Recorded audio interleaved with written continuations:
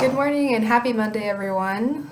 It is Miss Lucas here with my morning tea and very friendly, loving mug. I'm drinking some Assam tea right now, which is a really strong black tea. I always like to drink something caffeinated in the morning, even though I don't really feel like I get that much of a boost from it. It just seems right. So this is the kind of tea that I have. I got it at Fresh Market, and I bought it because I don't normally have this at home, but Assam tea is the same kind that Keon's parents have, and they have this like special way that they and like the other Persians in their family will prepare the tea. And we don't prepare it that special way, but it's the same kind of tea, different brand, but it's very strong, kind of bitter. It depends on how long you soak the tea bag in the water. The longer you soak it, the more bitter it's going to be. So if you time it right, it's going to be really good. So I hope everyone had a great weekend. The days are kind of starting to blend together now. Maybe that's happening for you too. Monday doesn't really feel like a Monday. Although I did go into school this morning for my AP kiddos. I had to grab a rubric since we're going to start learning about the synthesis essay. So I did get to say hello to a few friendly faces, but it was pretty much a ghost town. Very strange. It just kind of made me sad to be there, you know, and just miss the liveliness that you guys all bring to school.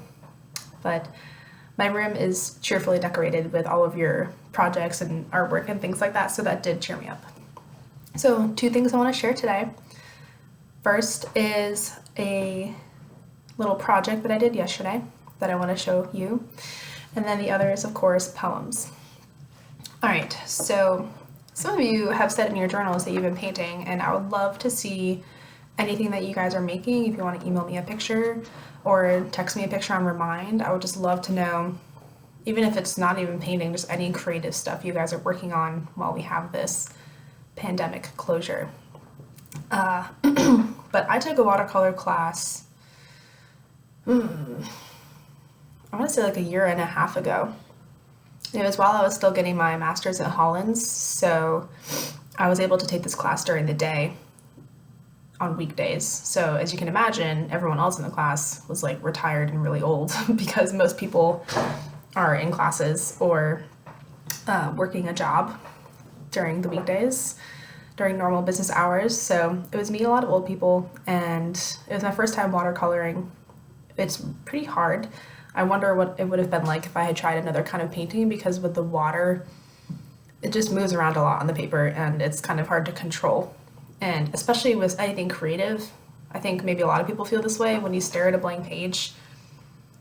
It's almost hard for me to start sometimes because I'm worried that it won't be right. And it's even scarier to do watercolor because being new to it, I'm very much a novice. I don't really know how the water is going to move around the paper or react sometimes. And that just comes with practice. But anyway, I looked up a YouTube tutorial yesterday because I feel a lot more comfortable trying it out when I have something to follow along and give me direction. And I'm going to share the link in the description of the video, so if you want to try this painting, if you have some watercolor stuff at home, go for it. But this is the finished product. It's like a little field of poppies. I do like how it turned out. It looks obviously not exactly the same as the one that I was trying to emulate. And in some ways, I think that's just, you know, everyone's going to have their own version.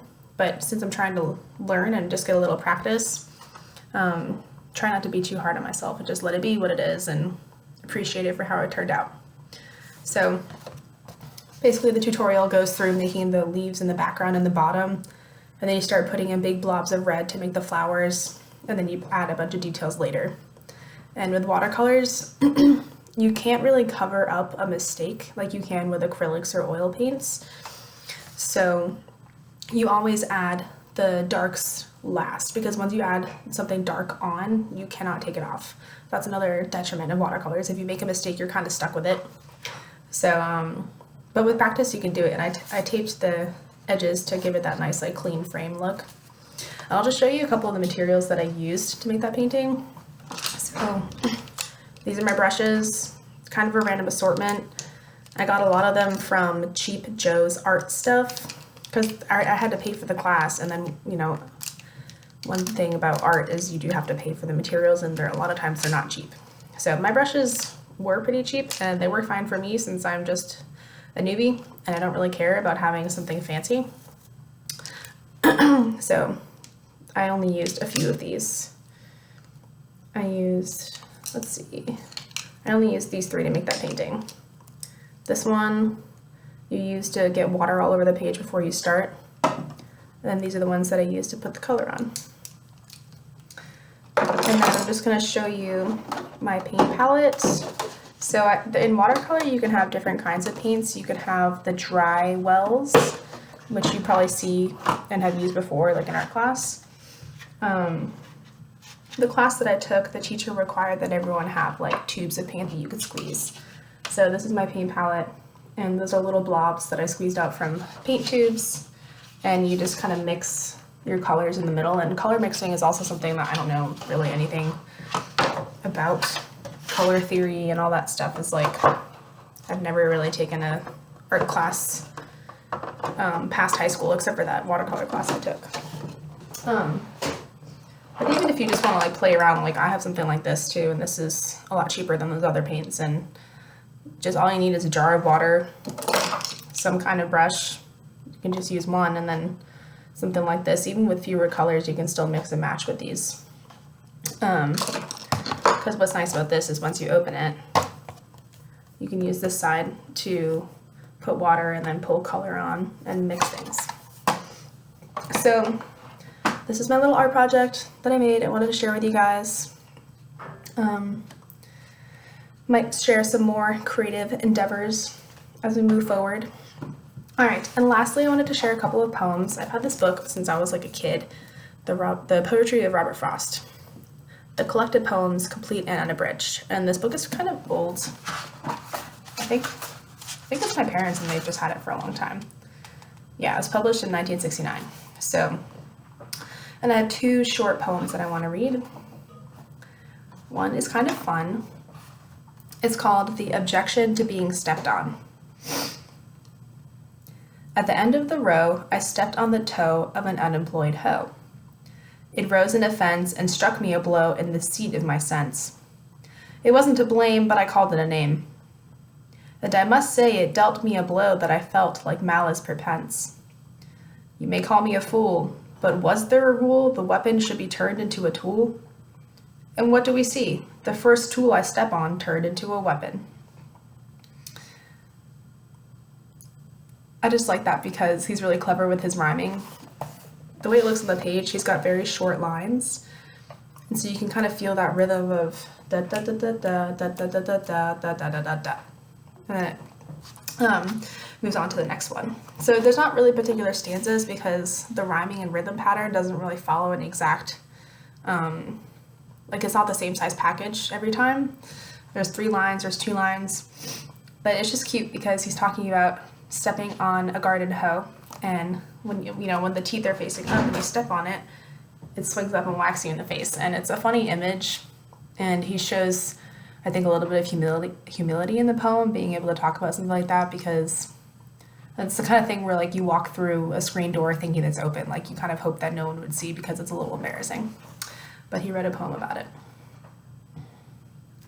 And the other one is super short. It's called A Question, and maybe you've heard this before. It's right here on the page. This is the whole poem. A question.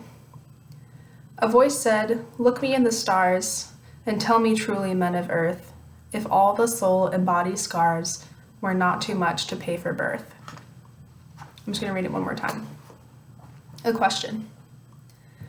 A voice said, "Look me in the stars, and tell me truly, men of earth, if all the soul and body scars were not too much to pay for birth." And just like the other poem, I think this is quite straightforward, but it's definitely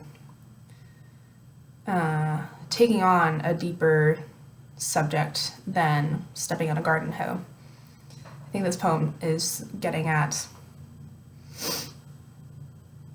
kind of the value of human life and if it's worth it to exist, despite the fact that, in the face of having to experience pain and suffering as we all do in life. Soul and body scars, so physical pain, illness, and soul scars, which is open to a lot more interpretation. Might be like some spirituality or religion involved, or maybe love and relationships. I think the poem overall is optimistic, and it's suggesting that it is worth it to live a human life, even though there's bad things that we experience. But maybe I'm just seeing my own beliefs reflected in the poem, because I definitely believe that it's worth it. All right. And it kind of reminds me, for my AP students, we talked a little bit about Faulkner when I passed out your copies of As I Lay Dying. And he's got that quote that I'm going to paraphrase, that given the choice between experiencing pain and nothing, he would choose pain. So I would say that Faulkner would agree with this poem that Frost wrote, that,